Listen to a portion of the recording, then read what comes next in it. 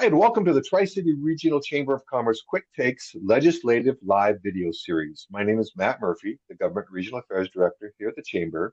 In this series, we're going to share quick visits with our local legislators. We want to know what's going on, what the hot topics are, and what, in general, is happening in Olympia. I want to thank the Tire Factory, Hayden Homes, and Great Northwest Transport for their support of this series as policy engagement partners. Today, we are going to talk with Representative April Connors from the 8th Legislative District. Representative Connors, thank you for joining us today.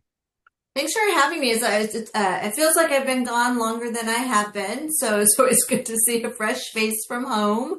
I know it was a week ago that we were together, and now, boom, you're gone.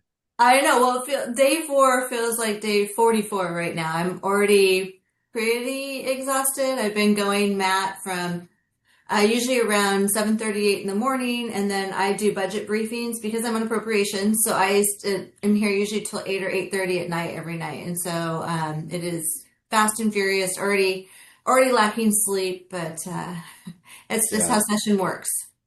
Well, in addition to appropriations, you're on a number of different committees, as well as being the minority floor leader. And I know your time is busy, given your schedule right here. So taking this, 10, 15 minutes out to talk to me is cramping things. But can you start off giving us a quick overview of what your duties are as the minority floor leader? Sure. I was elected by our caucus last year to become the floor leader for the House Republicans, and it is a big job. I do love doing it because I like being in leadership for our community. It makes a difference. I do a lot of the media availabilities for the House Republican Caucus, which gives Tri-Cities a little bit more exposure. In addition, the actual floor leader position doesn't just mean I am working on the floor. I work with the policy staff committee for every single committee in the State House, so I know a little bit usually about every bill that could potentially come to the floor. We have weekly meetings where we discuss the level of severity of a bill, if it's an easy bill that we're going to support, or if it's a bill that's going to hurt, in your instances, businesses, and we have the business lobby community that's coming in and chatting with us about it. So I have all those bills flagged and ready to go. And when you're talking about thousands of bills, it is a daunting task in the background to work on those items. In addition to that, I host business lobby for your community. I host business lobby meetings once a week where the business lobbyists come in and discuss with myself and my caucus, like what are the bills that could hurt businesses? What are the bills that could help businesses? So I review those every week so I know who the stakeholders are and what their concerns, questions, amendment strategy might be. I also work with our ranking members in their committee if they have a particularly hard bill on what the strategy would be for the bill in that committee versus the bill coming to the House floor.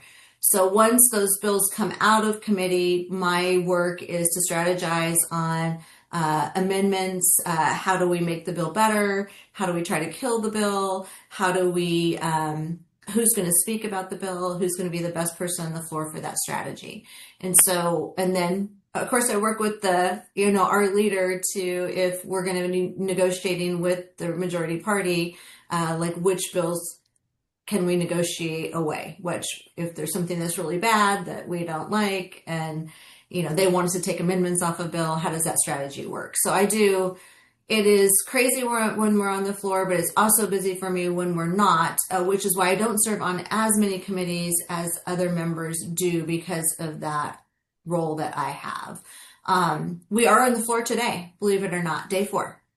So when we're in a biennium, bills that are left over that were on the floor or in the House Rules Committee, they can either stay in the Rules Committee to be pulled to the floor, they can go back to the Committee of Origin, or they can put them what's called the X files and they just go away. You have to refile the bill. So today we have 6 bills, I believe, that we're going to vote on the House floor today. Nothing super controversial, so not a ton of extra work for me, but definitely we're getting ready to get started.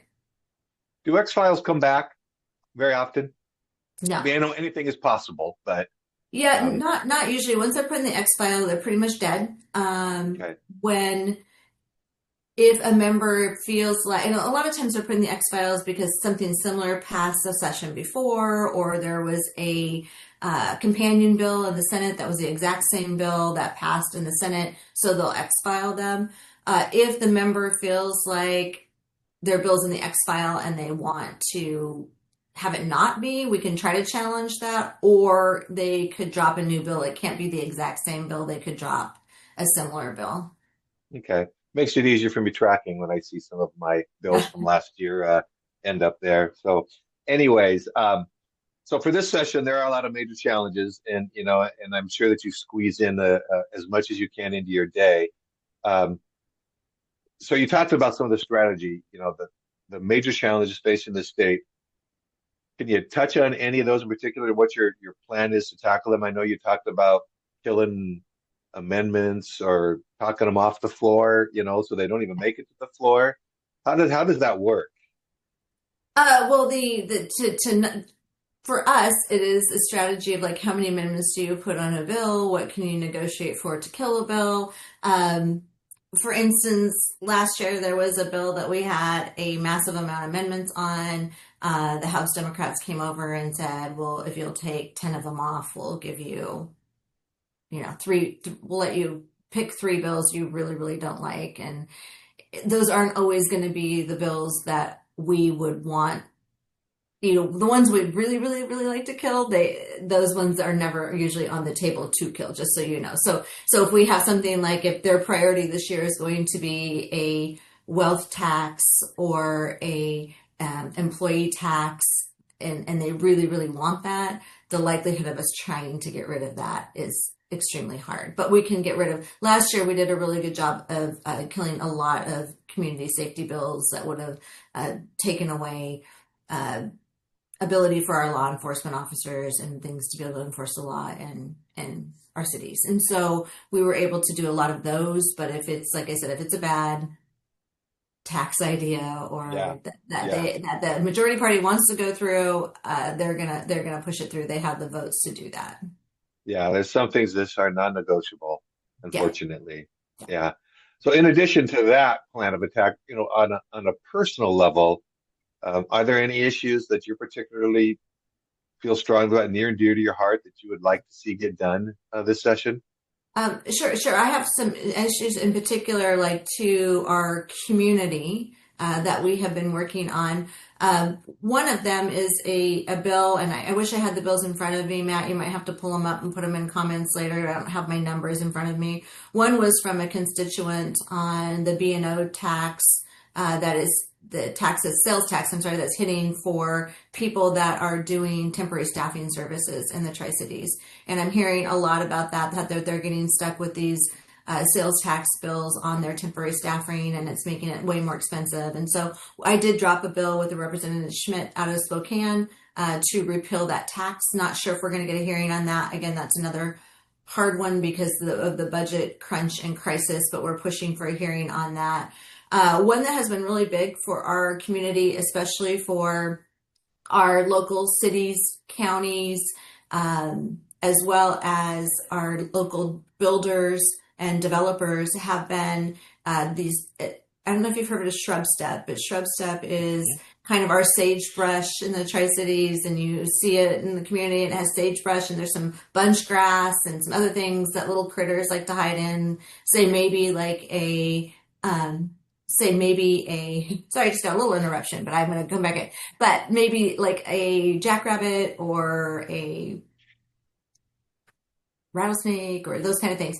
And so so we have these boundaries, called urban growth boundaries inside of the GMA. And so we have these boundaries that we're constrained to be able to build housing and commercial property in.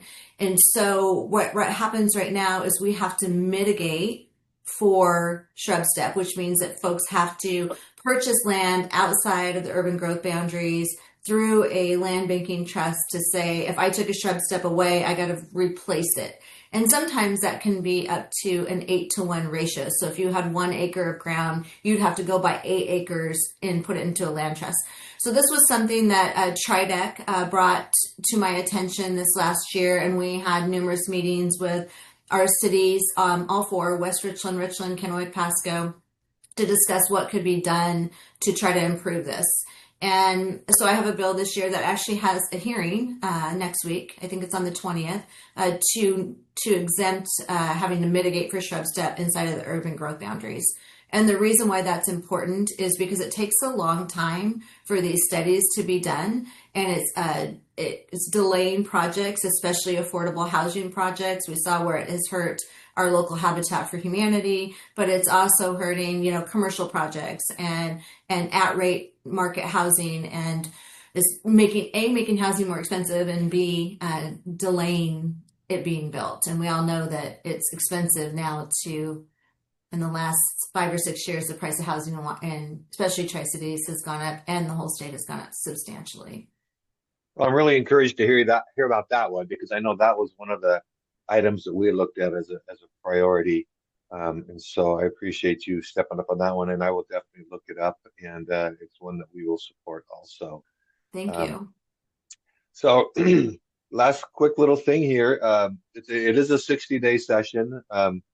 Like you said, the first 4 days felt like 44. And so I imagine after 60 days, they'll feel like 600 days. But is there a sense of urgency? I know all the bills and the limited amount of time. I think the first cutoff is like February 4th or something like that. I mean, you basically got 3 more weeks till first cutoff. Is there a sense of urgency in the committees, in the caucus, life in general in Olympia to get things done?